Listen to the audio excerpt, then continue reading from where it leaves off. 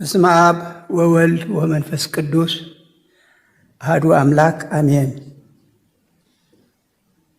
ጽምብል መበል 95 ዓመተ ልደት ዕለተ ልደት 75 ዓመታት አገልግሎት ምንኩስናን ብፁዕ አቡነ መቃርዮስ።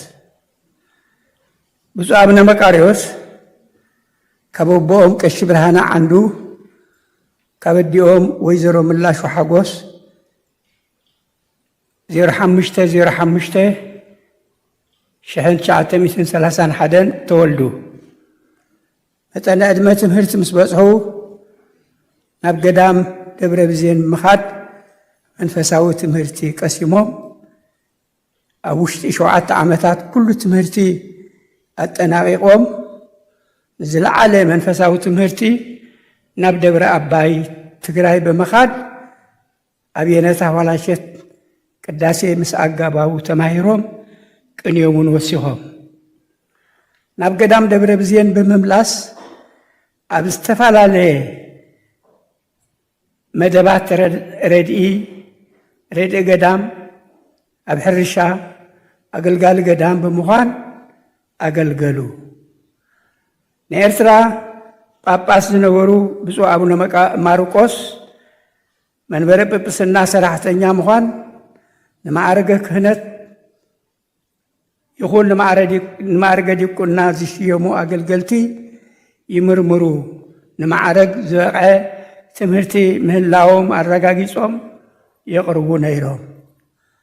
እዚ ድማ ነቲ ገዳማዊ ህይወት ናብ ደብረ ቢዛን ምኻድ እናማልኡ ዝፍጽምዎ ዝነበሩ ኣገልግሎት እዩ። ከባቢ ዕድመ ወዲ 19 ዓመት ምስ ኮኑ 1950 ዓመተ ምህረት ካብ ኤርትራ ናብ እስክንድርያ ተሰዱ። ኣብ ግብፂ ምስ ኣተዉ ቋንቋ ዓረብ ኣጽኒዖም ትምህርቲ ተማሂሮም ኣብ 1951 ዓመተ ምህረት ብብፁዕ አቡነ ቴዎፍሎስ ናይ ገዳም ሶርያ ማዕረግ ምንኩስና ተቐበሉ። ድሕሪ 6 ዓመታት ኣገልግሎት ምንኩስና ኣብ 1957 ዓመተ ምህረት ካብ ብፁዕ አቡነ ቴዎፍሎስ ማዕርገ ክህነት ወሰዱ። ኣብ ገዳም ሶርያ 30 ዓመት ኣብ መንፈሳዊ ኣገልግሎት ርድእናን ተጸሚዶም ዘለዎም ናይ ትምህርቲ ህርፋን ንምርዋይ ጎድኒ ንጎድኒ ገዳም ኣገልግሎት ፊደላት ኮፕቲክ፣ ዓረብ፣ ፈረንሳይ ብዝግባእ ተማሃሩ። ኣብ መንፈሳዊ ኮሌጅ ናይ ግብፂ ብምእታው ዳግማይ ዲግሪ ስነ መለኮት ብቴዎሎጂ ተመረቑ። ብፁዕ አቡነ መቃርዮስ ተቐባሊ ሓንጎልን ልዑል ናይ ትምህርቲ ህርፋንን ስለ ዝነበሮም ንማህደረ ትምህርቲ ረኺቦም ናብ እስራኤል ከዱ። ቋንቋ ዕብራውያን ተማሂሮም ናይ ማህደረ ካልኣይ ዲግሪ ማስተርስ ትምህርቲ ተመረቑ። ኣብ እስራኤል ትምህርቲ እናተማህሩ ኣብ ኢየሩሳሌም ዝርከብ ገዳም ጸሓፊ ኮይኖም የገልግሉ ነበሩ። ናይ ትምህርቲ ጉዳይ ኣዝዩ ስለ ዘገድሶም ድማ ብፁዕ አቡነ መቃርዮስ ልዕሊ 8 ቋንቋታት ዕብራይስጥ፣ ዓረበኛ፣ ግሪክ፣ ኮፕቲክ፣ ኢታሊ፣ እንግሊዘኛ፣ ትግርኛ፣ ኣምሓርኛ፣ ግዕዝ ክዛረቡ ክጽሕፉ ዝኽኣልሉ ቋንቋ ናይ ቋንቋታት ህያብ ዘለዎም ጳጳስ እዮም። ኣገልግሎት ኣብ ናይ ኣጋእዚት ቤተ ክርስቲያን ዝምልከት ብፁዕ አቡነ መቃርዮስ በቲ ዘዋህለልዎ ትምህርቲ ነዘን 3 ኣብያተ ክርስቲያናት ብማዕረ ዝፈልጥወን እዮም። ማስተርስ ዲግሪ መሓዞም ናብ ኢትዮጵያ መጺኦም ኣብ መንፈሳዊ ኮሌጅ ኣብ ኣዲስ ኣበባ ትምህርቲ ዲን ኮይኖም ኣገልገሉ። ብተወሳኺ ኣብ ኣዲስ ኣበባ ዝርከብ ቤተ ክርስቲያን ኣማኑኤል ቤተ ክርስቲያን ኣመሓዳሪ ካህን ኮይኖም ኣገልጊሎም። ርክባት ኣብ ወፃኢ ጉዳያት ዝምልከት ኣብ 1961 ዓመተ ምህረት ናይ ኢትዮጵያ ኮይኖም ኣብ ህንዲ ኒው ደሊ ሳልሳይ ዓለም ለካዊ ጉባኤ ናይ ኢትዮጵያ ቤተክርስቲያን ወኪል ኮይኖም ተሳቲፎም ኣብ 1975 ዓመተ ምህረት ኣብ ኬንያ ዝተኻደ ጉባኤ ኣብያተ ክርስቲያናት ዓለም ተሳቲፎም ኣብ 1965 ዓመተ ምህረት ካልኣይ ጉባኤ ቫቲካን ዝተገብረሉ ናይ ኢትዮጵያ ቤተክርስቲያን ወኪል ኮይኖም ተሳቲፎም ኣመሓዳርን መምህርን ቅድስት ሥላሴ መንፈሳዊ ኮሌጅ ኮይኖም እናገልገሉ ናይ ትምህርቲ ዕድል ረኺቦም ናብ ኣሜሪካ ብምኻድ ኣብ ሃርቨርድ ዩኒቨርሲቲ ትምህርቶም ቀፂሎም ግና ብመፀዋዕታ ንጉስ ሃይለ ሥላሴ ብ1967 እንደገና ናብ አዲስ አበባ ተመሊሶም በሓደ ወገን መምህር ኮሌጅ ቅድስት ሥላሴ በቲ ካልእ ድማ ኣመሓዳሪ ቤተክርስቲያን ኣማኑኤል ኮይኖም ክሳብ 1974 ዓመተ ምህረት ኣገልግሎቶም ቀጸሉ። ናይ ፖለቲካ ፀገማት ተጽዕኖታት ምስ በዝሖም ግና ብ1975 ኣብ ጉባኤ ኦሪየንታል ኣብያተ ክርስቲያናት ንምስታፍ ንኣውስትራልያ ምስ ከዱ ደጊም ኤርትራዊ ኢዶም ሂቦም ናብ ኣሜሪካ መፁ። ምስ መፁ ኣብ ስደት ዝነበሩ ኤርትራውያን ናይ መጀመርታ ናይ ኤርትራ ኦርቶዶክስ ተዋህዶ ቤተ ክርስቲያን ኣብ ወፃኢ ብቋንቋ ግዕዝን ትግርኛን እንግሊዘኛን ኣገልግሎት ጀመሩ።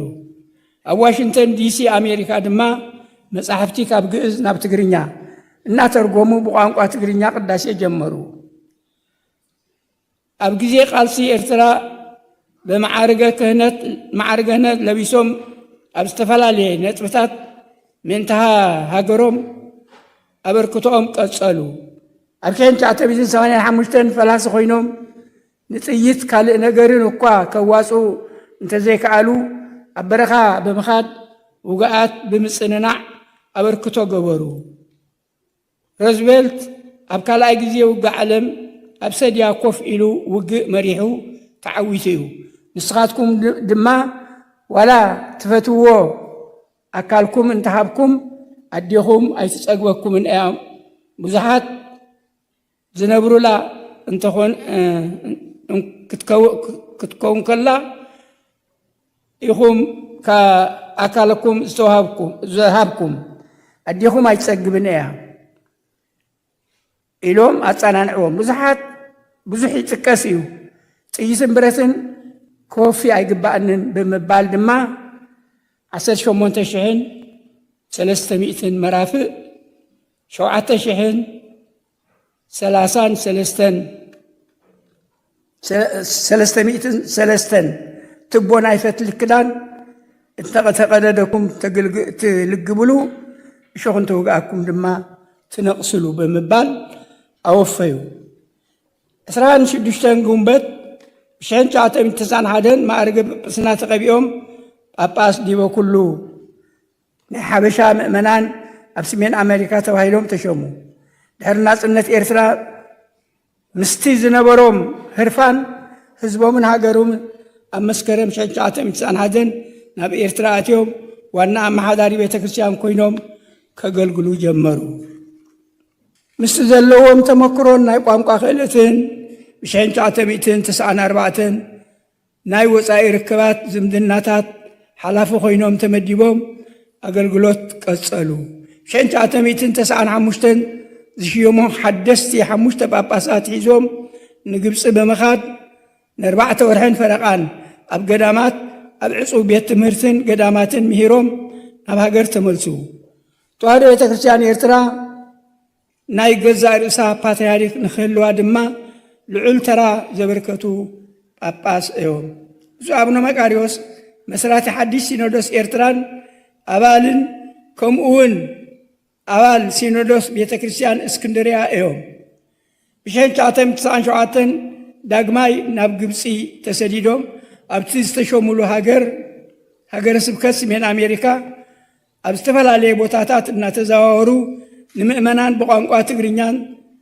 ብቋንቋ እንግሊዘኛን ትግርኛን ዓረበኛን ኣገልግሎት ክህቡ ጸኒሖም ኣለዉ ካብ 26 መስከረም 2009 ዓመተ ምህረት ድማ ብትእዛዝ ቅዱስ ፖፕ ሽኖዳ ሳልሳይ በቲ ዝተቐብኡሉ ማዕርገ ጵጵስና ነቲ ብሕጋዊ ቀኖና እምነት ቤተ ክርስቲያን ዝኸይድ ኣብ ትሕቲ ፓትርያርክ አቡነ አንቶኒዮስ ዘሎ ዝመሓደር ናይ ኤርትራ ኦርቶዶክስ ተዋህዶ ቤተ ክርስቲያን ተዋህዶ ስብከት ጳጳስ ኮይኖም ሀገረ ስብከት ጳጳስ ኮይኖም